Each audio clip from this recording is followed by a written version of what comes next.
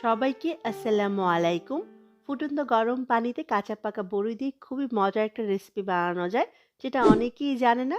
কথা না বাড়িয়ে চলুন জেনে নিই কাঁচা পাকা বড়ি সিদ্ধ করে খুবই মজার রেসিপি বানানোর প্রস্তুত প্রণালী।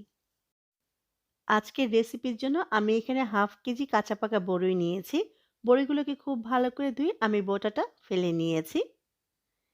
এবার চুলায় একটি প্যানে পর্যাপ্ত পরিমাণ পানি দিয়ে দিয়েছি। যখনই পানিটা এরকম ফুটে উঠবে তখনই এর মাঝে কাঁচা পাকা বড়ইগুলো দিয়ে দিব।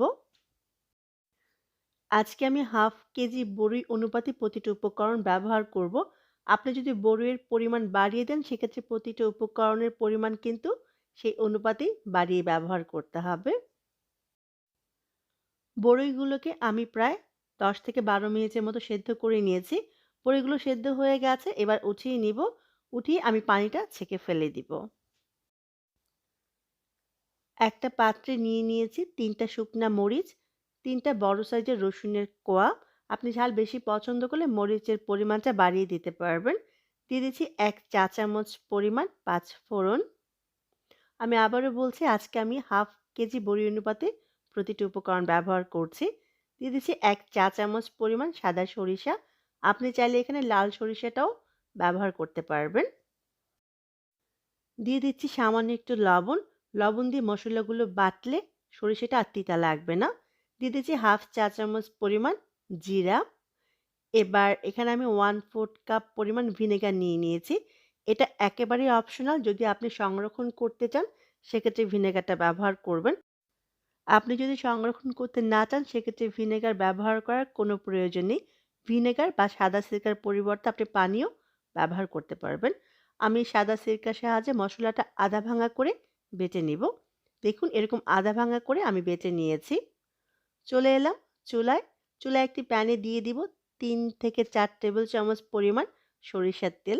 চেষ্টা করবেন সরিষার তেলে বানানোর জন্য, এতে টেস্ট বেশি ভালো আসবে। তেলটা গরম হওয়ার আগেই আমি এখানে বেটে রাখা মসলাগুলো দিয়ে দিব। মসলাগুলো দিয়ে আমি মিনিট খানেকের মতো মিডিয়াম আঁচে ভেজে নিব। খুব বেশি কষাতে যাবেন না, তাহলে কিন্তু পুড়ে তিতা হয়ে যাবে। মিনিট খানেক কষানোর পরে আমি এখানে সেদ্ধ করে রাখা বড়িগুলো দিয়ে দিব। দিয়ে দিচ্ছি স্বাদ অনুযায়ী লবণ। লবণটা বুঝে ব্যবহার করবেন, কারণ মসলা বাটার সময়ও কিন্তু লবণটা ব্যবহার করেছিলাম। দিয়ে দিলাম হাফ চা চামচ লাল মরিচের গুঁড়া। আপনি ঝাল বেশি পছন্দ করলে মরিচের পরিমাণটা বাড়িয়ে দিতে পারবেন। দিয়ে দিচ্ছি 1/4 চা চামচ পরিমাণ হলুদের গুঁড়া। হলুদের গুঁড়া দেওয়ার জন্য সুন্দর একটা কালার আসবে।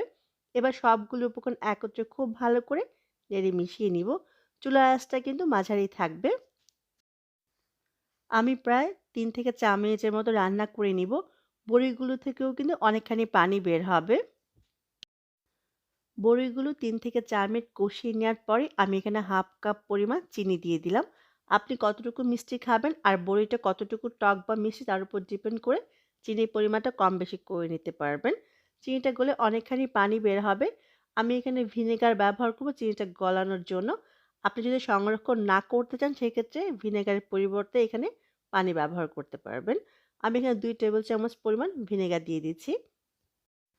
সাদা সিরকা বা ভিনেগার ঘরের পাশে মুদির দোকান অথবা সুপার শপে খোঁজ করলেই পেয়ে যাবেন। এবার আমি রান্না করে নিব ৫ থেকে ৬ মিনিটের মতো। চিনিটা গলে এবং বড়িগুলো গলে অনেকখানি পানি বের হচ্ছে খেয়াল করে দেখুন। আমি এভাবে চেপে, চেপে কিছু বড়ি ভেঙে দিব। এতে খেতে অনেক বেশি মজা লাগবে।